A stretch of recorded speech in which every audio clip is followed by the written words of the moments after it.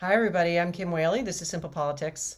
My guest this round is Abby Livingston. She is the bureau chief in Washington, D.C. for the Texas Tribune and a dear friend of mine, and a long-standing Texan with tons of experience on the Hill from numerous outlets. And I'm really interested in hearing what she has to say about what's happening in Texas. Abby, thanks so much for coming on Simple Politics. It's my pleasure.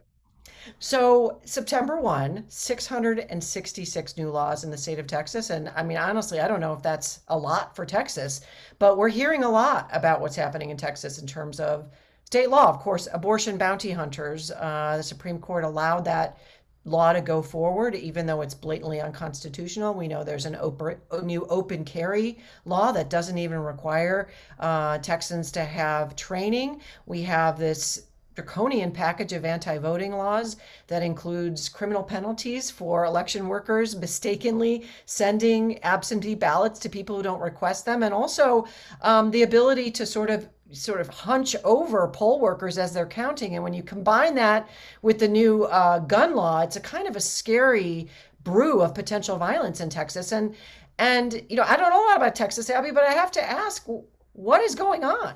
I mean, is this surprising to you? Yes and no.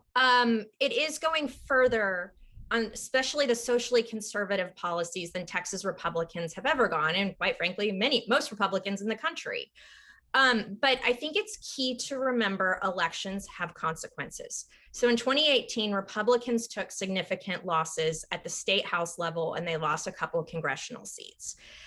They were very chastened in 2019 when they did their legislative session. They focused on the budget and schools, and they really avoided controversial legislation.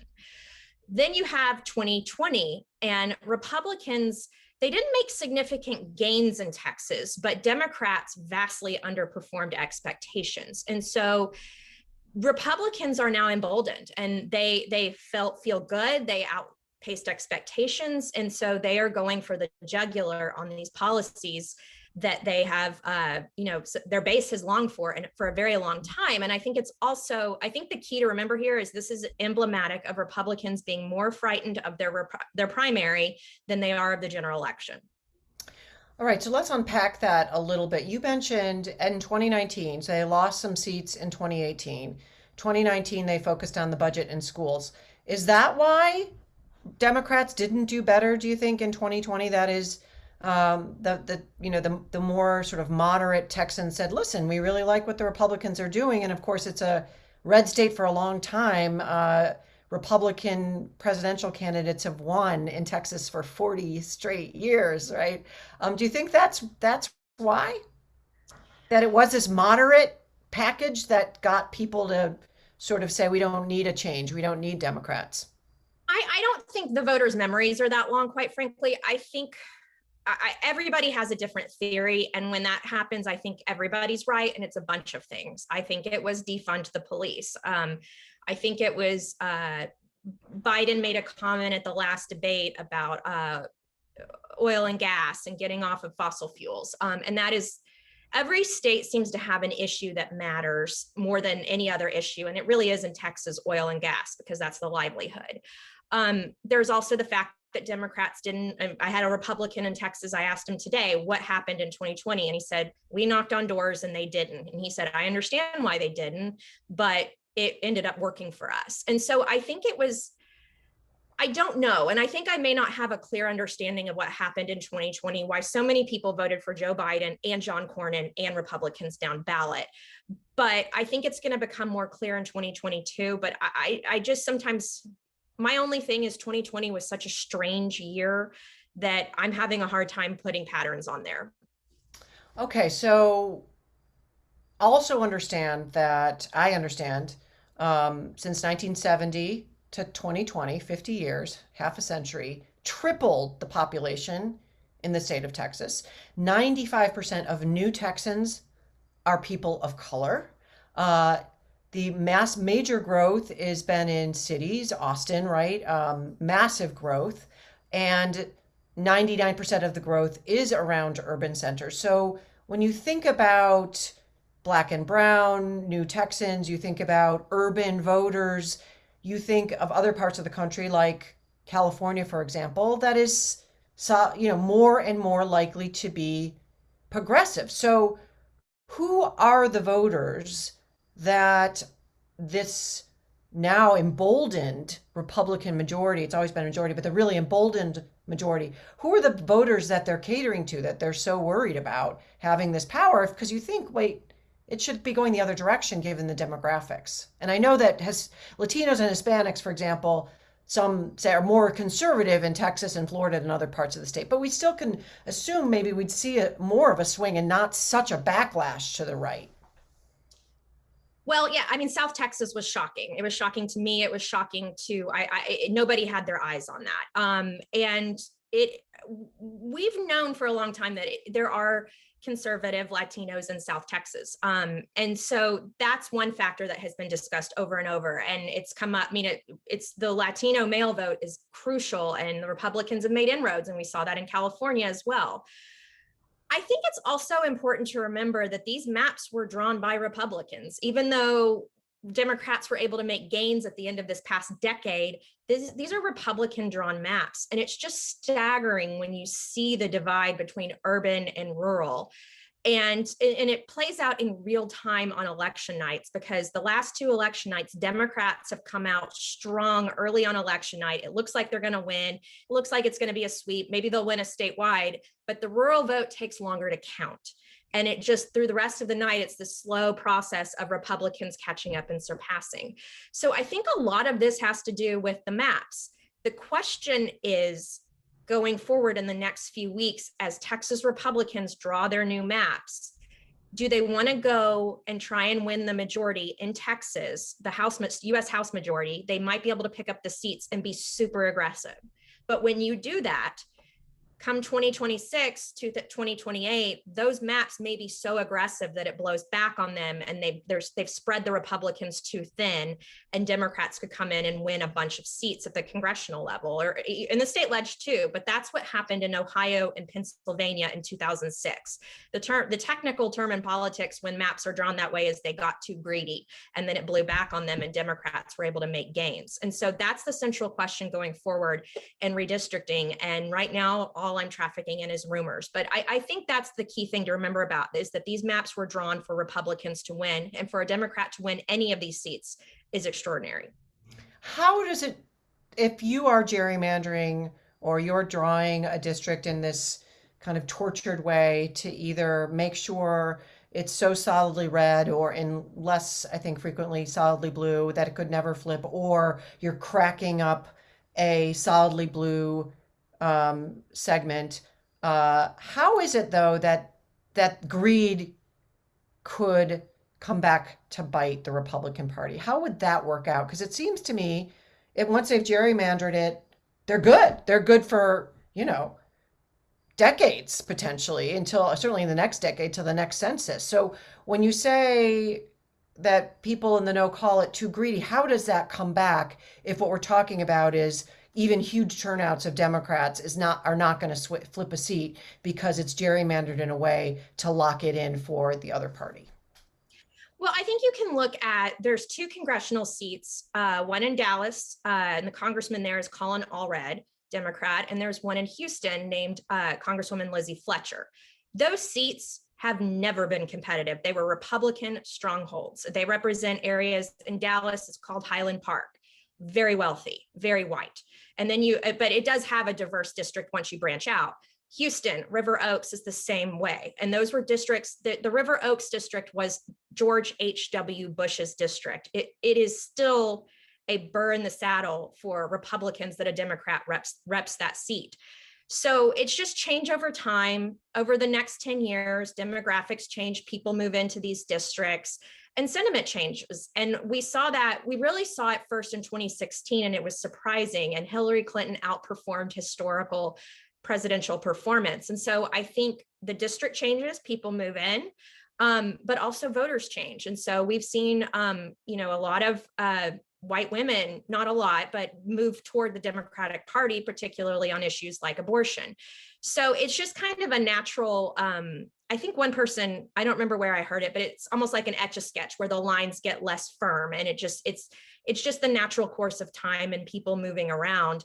And so there is going to be a point where Republicans cannot draw themselves out of this problem. The question is whether or not it's this decade or next decade. Right. So if Bush got 61% of the vote, Trump was 52%, and that's not an insignificant delta in such, 9 points in such a solidly red state. So you're essentially saying these demographics at some point when you say they got too greedy, people are going to feel disenfranchised or they're going to push back these newer demographic shifts. That, and I think it's like, if what I am assuming is happening, I don't have the reporting for this, but when they're sitting down to draw these maps, there's some Republicans who probably win by 60, 70 points. They are never going to lose. And so what they'll probably do is take a haircut and give up maybe 10 points and go help the congressman who's only up, only won his reelection by 8 points. And so they'll, it's you dilute the potency of Republican districts to help other guys. But the question is, do you dilute it too much and it can't withstand a wave? And that's what happened in 2006. Okay, that makes a lot of sense. So you're less solidly gerrymandered because you're trying to sort of spread the red, so to speak. And so you break it up a little bit and that can make you vulnerable. Right. Like if I was, yeah, like you might take a little bit out of I'm trying to think of a Louis Gohmert's district and put it into, which is East Texas, and put some of that into Michael McCall's district. It would look really ugly, but it would help Michael McCall. Got it. Now, you mentioned Louis Gohmert. He's been in the news. We're hearing a lot about Governor Greg Abbott. Things like, not teaching critical race theory, which is a fancy law professor term. And I say that as a law professor that just basically means teaching history that includes a history of slavery and racism, bans on private corporations imposing vaccine mandates, which again, in Republican theory of sort of free market, it's very contradictory. What do the Texans feel about what many of other Americans think is just cuckoo, right? This policy out of the governor's office, let's start with that, of sending what appears to be, vulnerable people to their deaths by not coming out strongly in favor of masks and and vaccines, which we know save lives. So what are people in Texas? I mean, are they as what is going on as the rest of us when it comes to abortion and coronavirus and all that? Yeah, I mean, I think what is happening, I was in Texas on September 1st, and what I think happened was that's different this year versus past sessions is so many of these laws directly affect the individual, where in the past they're abstract. Like, I don't know the budget, and it's such a distant thing. This is affecting the daily lives of Texans. And this is the greatest thing that has ever happened politically. And this is what they have been working toward their entire lives. Others, I mean, you can look at COVID. I was there when school started, and a lot of schools had to shut down because COVID spread too quickly and the teachers were getting sick. And it's disruptive to society. And so, I think a lot of it depends on what county you're in. The urban counties are extremely pro-mask, extremely pro-vaccine, but once you start branching out from there, you have a lot of resistance. And so it is so cultural. It's hard to describe, but I see it in my Facebook feed. I can't tell you how many photos I saw on the first day of school. No masks on the teachers, no masks on the kids, and everyone was fine with that. And, I have not done the research to see if they've implemented a policy. What scares me particularly about the mask debate with children is when I was that age in elementary school, I had no earthly idea what the politics, even of my own parents were, but of my teacher, of my friends, their parents. It just wasn't a topic of discussion. And I think if there's not a mandate, you send the kids in, and all of a sudden those lines that we're struggling with as adults are being drawn as 7-year-olds. And that is, I don't know how that's playing out, but it does worry me. Let me ask you this, as someone from Texas, I'm just going to throw out some topics, and if you could give me a sense of Okay. what is the typical Texan view, or the primary, and I know that it's a diverse state. Um, Guns, like people that live inside the Beltway, right? Or on the East Coast, or in one of the major cities along the coast.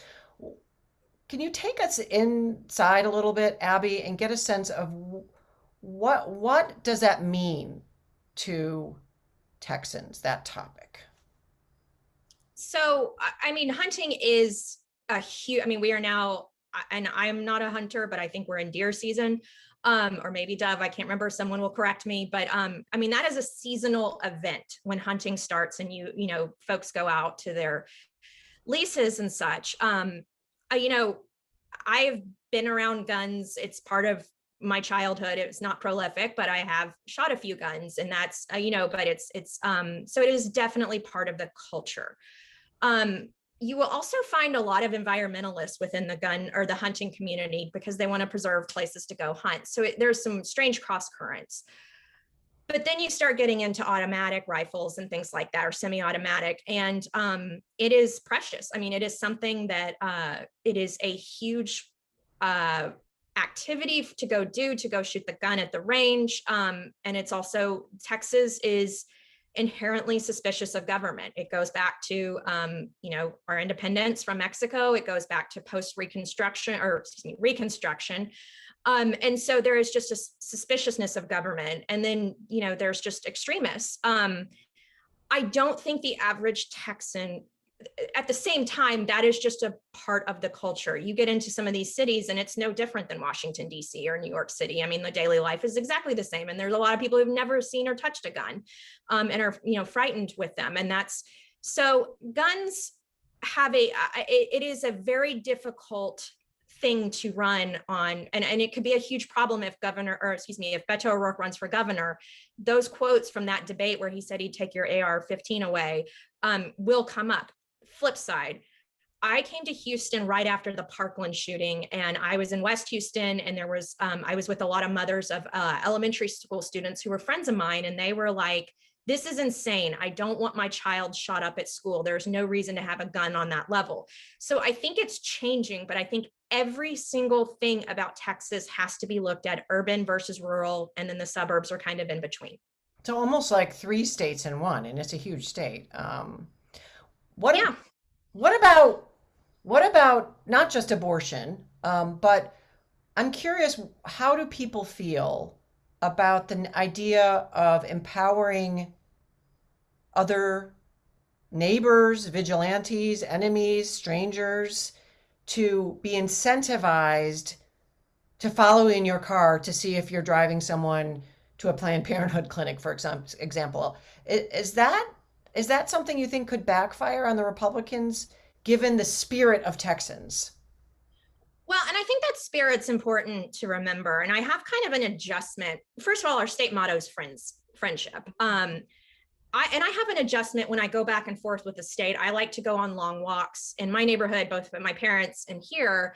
And in Fort Worth, you are rude if you don't say hello and wave at the person if you've never seen them. And in DC, that's totally weird. So I kind of have to adjust. But the spirit of Texas is just, it is historically has been kindness, and treating, warmth. My proudest moment as a Texan was when we, in 2005, took in so many evacuees from Hurricane Katrina. So that has traditionally been the Texas way, and this is now creating suspicion. I don't know how that's going to go. I'm almost just curious it doesn't seem like an easy law to execute or implement. But overall, I remember in the 90s when I was growing up, abortion was a really hot topic that people would debate about. And that may be something nationally. I don't think people really talk about abortion in Texas anymore. I mean, it's such an issue that is almost so huge, and you're never going to persuade anyone to the other side that it's just not really talked about. To give you a sense of how crucial being pro-life is in the Republican world, my parents would get direct mail for railroad commissioner. which is a job that oversees oil and gas, and they would be running on pro-life platforms. The flip side is, I remember in early 2018, little Barbara Bush, the granddaughter, headlined a Planned Parenthood luncheon in Fort Worth, my hometown, which was at that point the largest Republican county in the state. And it sold out faster than anything I've ever heard of. And this was right when Trump won. No, it was 2017. It was right when Trump won. And I could never have imagined Planned Parenthood being popular in Fort Worth at that scale. And I started to see that replicated. And that's when I knew 2018 was going to be a very different election than the previous ones I'd covered in Texas. So I don't have a sense yet of how this bill is going to play politically. There are two schools of thought. There's one, they've awakened a sleeping dragon, and the pro-choice world now has a lot to lose, and they need to come out, and they're motivated in a way they've never been. But the other side of it is, and my smartest source said, abortion is so ingrained, it never moves the needle. Okay, what about immigration? I think for people that aren't in a border state and don't have a day-to-day life that could potentially be affected by, illegal and legal immigration, frankly. Of course, we heard under the Trump administration and saw the pictures and the horrors of the kids in cages, the rounding up, separating mothers and children. A lot of that happened along the Texas border. And I understand there's not a monolithic view of this, but give us a sense how that issue feels in Texas as compared to your other home, Washington, D.C., for example. There is no way to win a Republican primary in Texas without it is a race to the right to be as tough as possible. And you could probably be running for dog catcher and it would still surface as an issue. It is the dominant Republican topic for every level, and it is litigated thoroughly. It has not surfaced that much in the general election. It's a complicated issue. I moved to Washington in 2006 when they first made the Republican controlled Senate, and George Bush tried to do an immigration overhaul. And I saw firsthand feedback from the state of Texas, and that is possibly it might upstage abortion and being important issues to conservatives. At the same time, and it is a tangible issue. I have a friend who has a family ranch in West Texas, and they're constantly seeing people come through their property. And it's very disturbing. And so it's a tough issue. The Democrats push hard. Obviously they want a pathway to citizenship.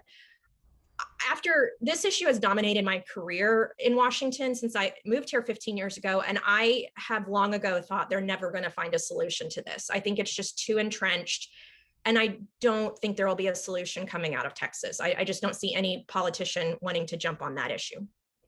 Now, do you think it affects the voting package? That is, as you know, I spend a lot of time thinking about voting.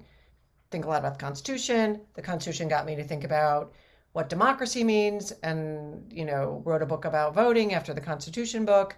And when you see what happened, not just in Texas, but draconian anti-voting, anti-voter laws applies across the board. Elderly people with disabilities, white people, brown people, whatever, young, old. It's harder to vote in Texas, hardest to vote, state to vote in the entire country. The Democrats in the state legislature came to Washington to try to avoid what they said was, something that was being pushed down their throats, and were criticized, but felt, at least, I didn't follow it, I'm sure, as closely as you do, but felt like, listen, we don't have any option. We're trying to take a stand. What do Texans, are they okay with government, right? Don't like big government impinging on their ability to exercise their democratic right to choose their own elected officials? Or is it possible that this fear of fraud by non-citizens justifies that in their minds? And I've done, I think, C-SPAN once, where I had a caller call in and say, it's the illegals. And actually, it's very hard to vote as an illegal or non-citizen, A, because there are ID requirements, and B, there's also pretty severe criminal penalties already in place that don't justify all these mechanisms, like you can't do 24-hour voting, which of course was huge in Houston, or you can't do drive-through voting, or all these things that really, really helped Texans have their voice heard. What do regular people think about that? I don't think I had a single conversation when I was there in August over this with anyone. And I was pretty out and about. I think COVID is just so overwhelming to process that is just getting through the day is a struggle for a lot of people, and not just in Texas, but everywhere with COVID, especially if you've got kids in school. The Democratic effort to come to Washington and basically live there for a month, it may have had an effect. I have heard from senior sources on Capitol Hill that it helped move the ball and that they may get something through. I don't know if Texans, I just don't. I think if you're interested in politics and you're on one team or the other, you think this is the greatest bill in the world, or you think it's the worst bill in the world. But I'm not, given my time in Texas in August, I'm not convinced the average person voter is paying that much attention to it. They will, but they may kind of be surprised in 2022 that it's not as easy next time. So it's not breaking through is my sense, but I could be very wrong. So COVID, they care about. What else? And obviously, we had that whole meltdown with the access to energy, right? What So I that mean, and if they worry about COVID, why would anyone support, frankly, this governor? What are they worrying about? What are voters worrying about in Texas? winter storm was one of the most stunning things I've ever seen. It affected every Texan. It didn't matter if you were rich or you were poor, and it was starting to become pretty desperate. If that had gone on another day, I was starting to get fearful of some kind of sociological disruption. I mean, grocery stores, that kind of thing. Luckily, it didn't get to that point. My parents were some of the luckiest people in Texas, and by lucky, I mean they used their neighbor's pool water for their toilet, and that they were living like kings. It was very bad for a lot of people. And this is not a state that has buildings built for cold weather, or, people just don't know what to do. And so it was a significant shock. I don't think it was as big of a shock had there not been COVID. It was just kind of like another punch after you've been punched so many times. The legislature has sought to address some of this. There will be there is an overhaul happening, but it's going to take a while, and it was not sweeping.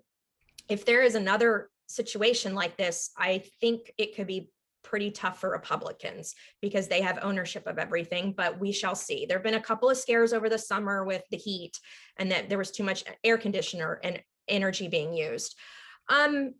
I think it's that. I think it's oil and gas. I think, and that's one of the interesting things is so many liberals are so excited about the idea of turning Texas purple or blue, but they want to do it, and they're not from the state and they want to do it on their terms. And that includes, heavily restrictions on oil and gas. And that just isn't going to work in Texas. And so but at the same time, Houston has been flooded. There are energy companies moving toward, doing things to address climate change. It's not very fast. It's not good. Houston is exactly the reason, the struggles it has with flooding. But that is probably a dominant issue, and probably abortion. It's just not. I'll be curious if there are paid television ads on abortion next election cycle. I don't know. I'll be curious. It could be very interesting if it is. So I'd like to shift gears a little. You and I have talked privately a lot about your time on the Hill for various news outlets, your experience of the January 6th insurrection, and the shift in the feel of Capitol Hill and what's happened in Washington, Texas or not, but covering the United States Congress. Can you just share how you're feeling about the state of our federal government right now, given you said 2006, so you're 15 years covering this full time? I went back a few months ago and watched U.S. Senator Kay Bailey Hutchison's farewell speech. And in full disclosure, I worked for her for 9 months answering phones, but I didn't do anything political. And her farewell speech, she talked about the anthrax scare. And I think Dianne Feinstein got an anthrax letter. And Kay Bailey Hutchison, a Republican, invited Dianne Feinstein and her staff to work out of her office while they were cleaning it or addressing the anthrax. Democrat, Republican. I cannot fathom that happening now. I just cannot imagine anything like that happening. And it's just a downward spiral.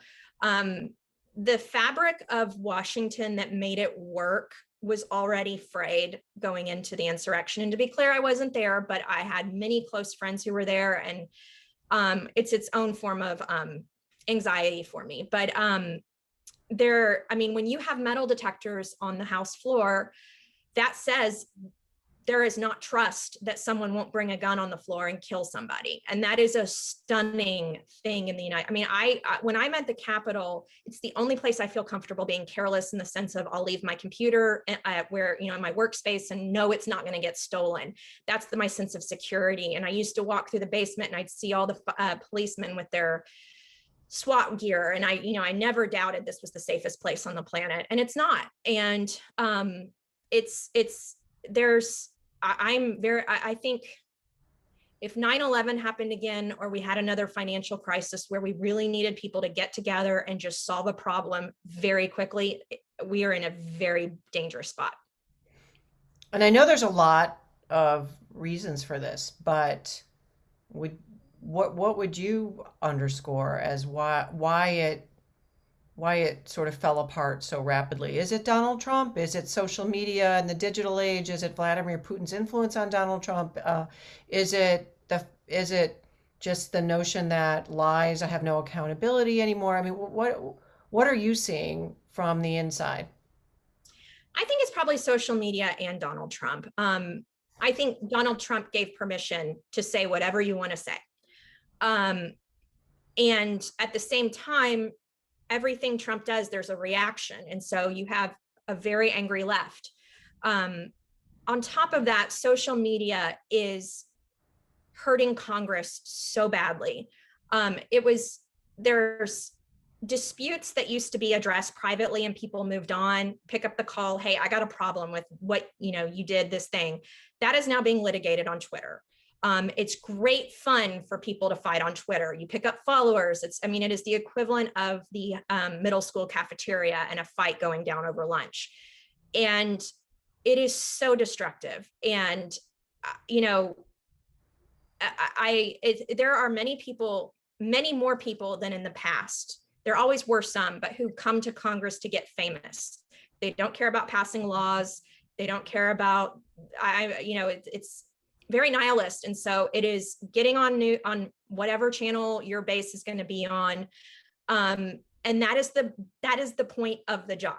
And that isn't how I view the point of a member of Congress. But, so it's very dark. There's a lot of suspicion. We shall see what comes out of the January 6th committee. But there's a lot of very dark suspicions on the Democratic side that, there could have been help with these rioters. I don't know that. We will just have to wait and see.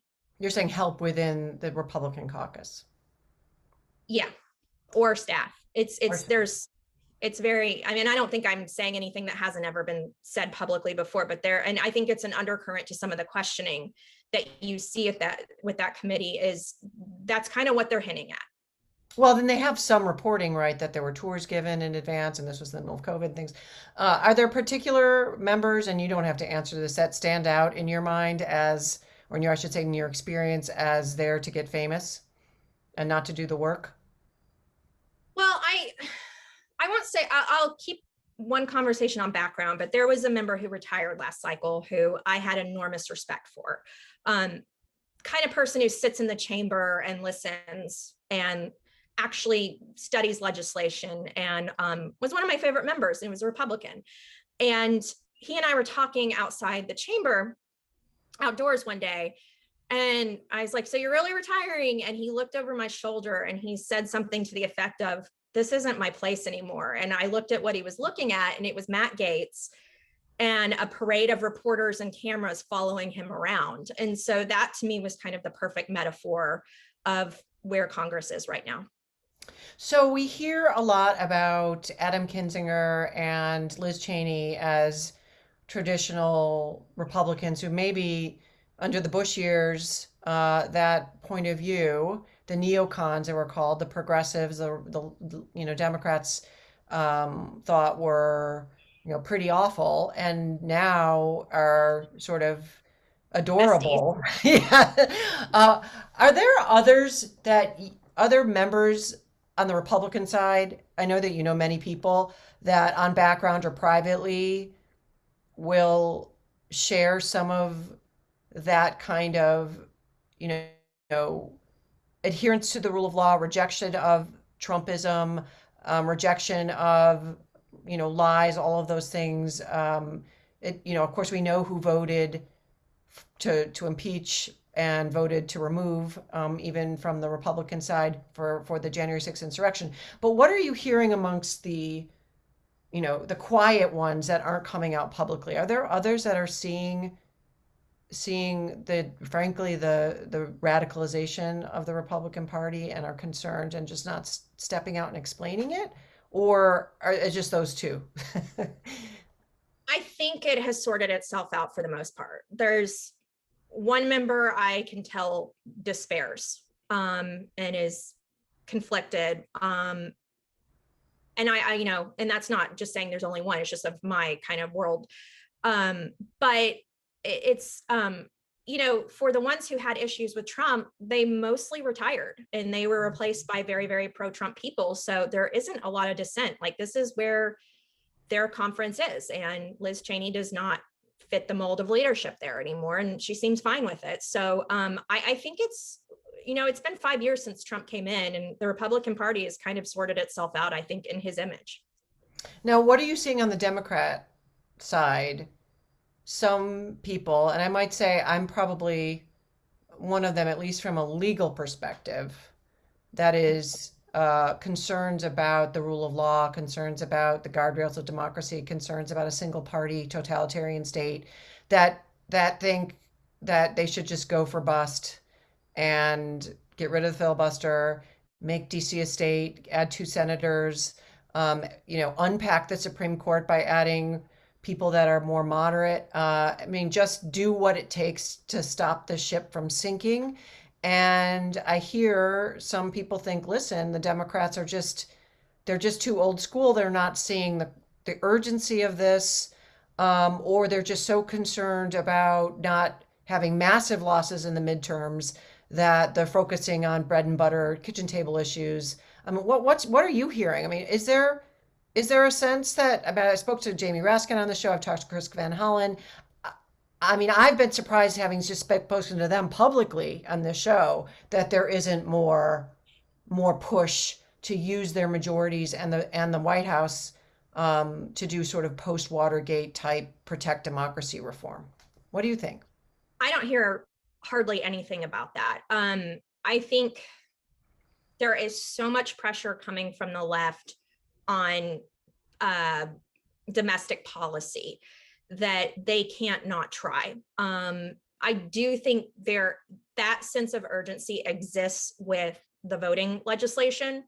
It is, I think a key person, if you're super interested, is Colin Allred, the congressman from Dallas. He's a former voting rights attorney before he was in Congress, and he's sort of making his name on that.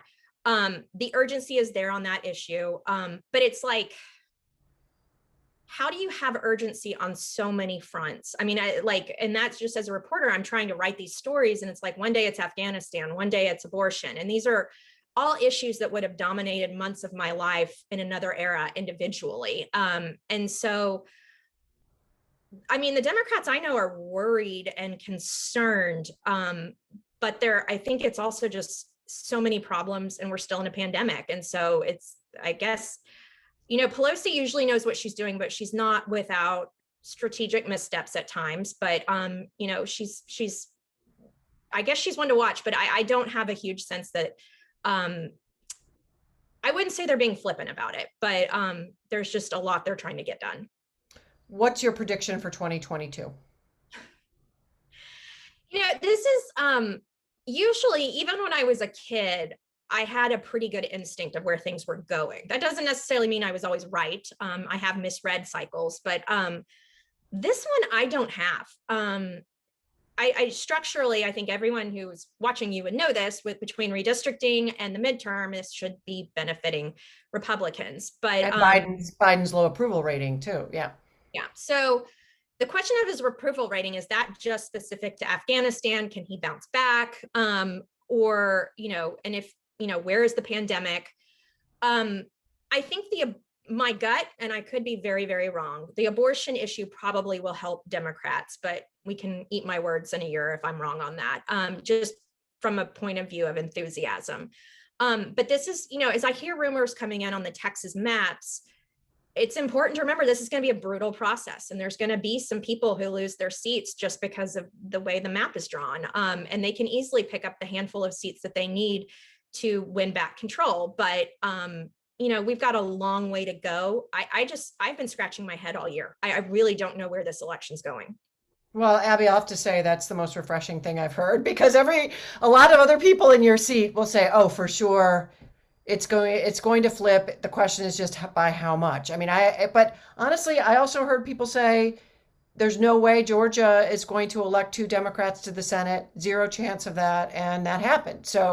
Um, the fact that you're not so sure to me is probably the most accurate, at least from where I sit. And I don't have your expertise in politics.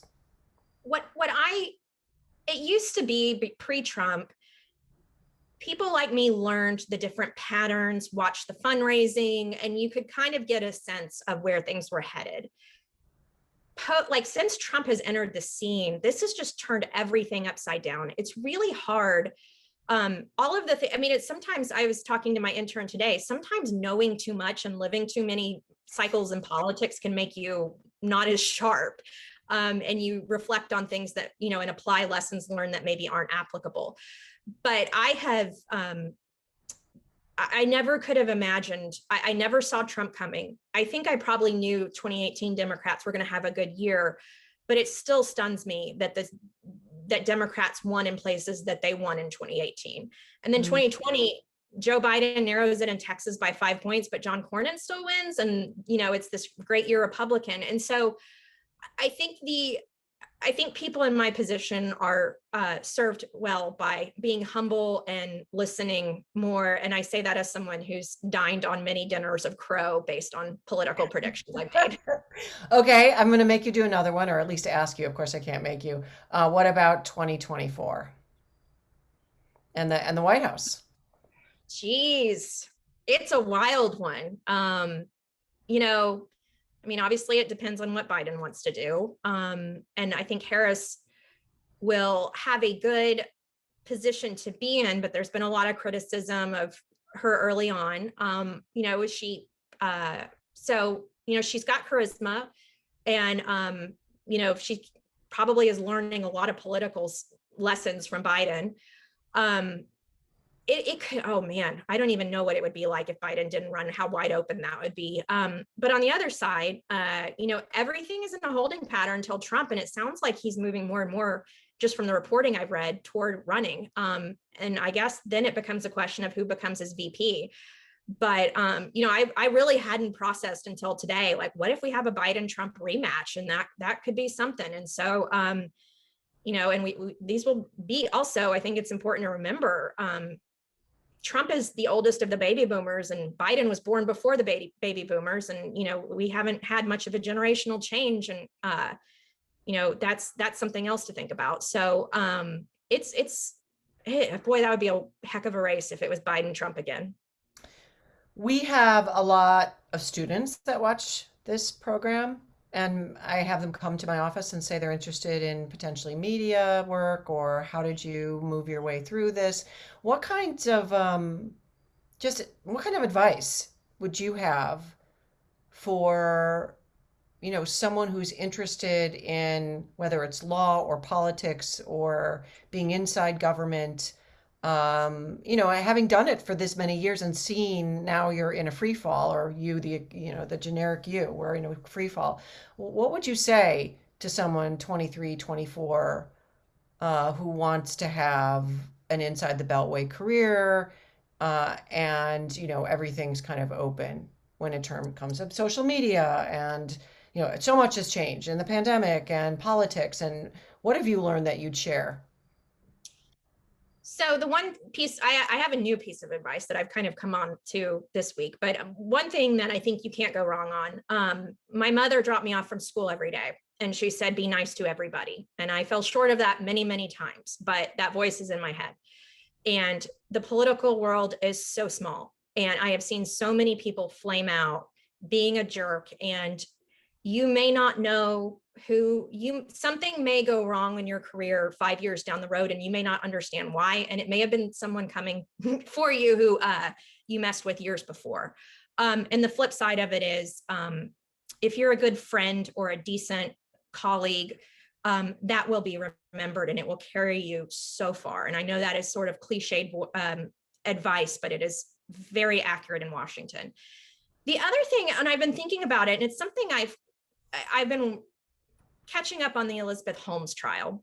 And I think her great flaw was she wanted the fame and she wanted the attention and she wanted the money, but she didn't want to put the work in to get to that. She dropped out of college. And this is medical stuff. This is not web stuff. She should have gotten This her is the Theranos. She started Yeah, this Theranos blood testing, got all these fancy people behind it, tons and tons of money, but it turns out it was fraudulent or allegedly fraudulent. Now she's on trial for criminal fraud in California.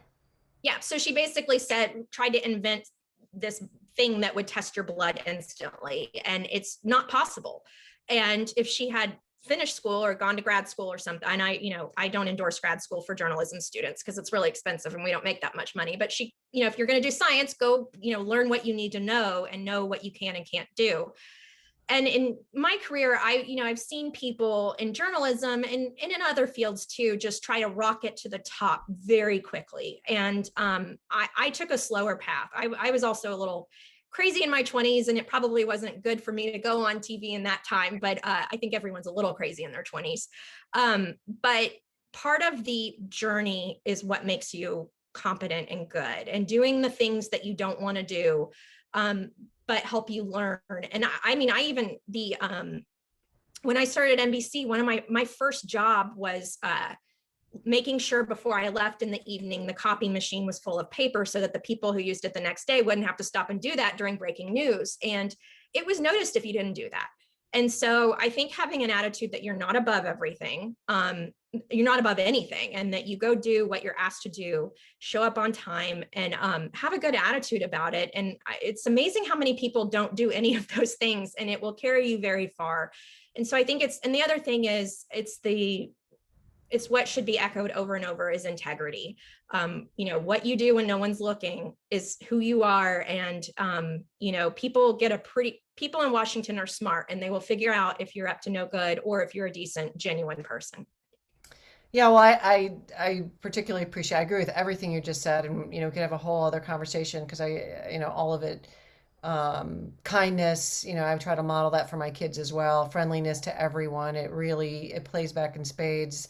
Uh, Paying your dues is what we used to call it, but there aren't any shortcuts to getting in a position like yours. You have to show that you're competent and are trustworthy and can do the work and these incremental stages. I explained, when I came out of law school and it was a photocopy job, they were the best damn photocopies you've ever seen. Right? They were like perfectly lined up and highlighted, and I think we miss that. But I love that integrity point, and that's another thing I tell my kids because, and Washington, like life, can be tough, and it's also your light in the darkness, right? It kind of keeps you on a track. It's your track, and once you're knocked off that track, I'm sure you've seen more than me, people who probably didn't expect they'd end up crashing the way they did because somewhere along the line that took a back seat to other priorities, money, power, revenge, whatever. Well, and the stakes are so high here. I mean, if you misstep in politics, you could end up in prison. I mean, we've seen Watergate, we've seen things happen over the last few years. And the other thing is, if you want to be rich or you want to be famous, don't come to Washington. You're affecting other people's lives. And I see some really foolish people around here. And I'm like, why don't you just move to another city where that's appreciated?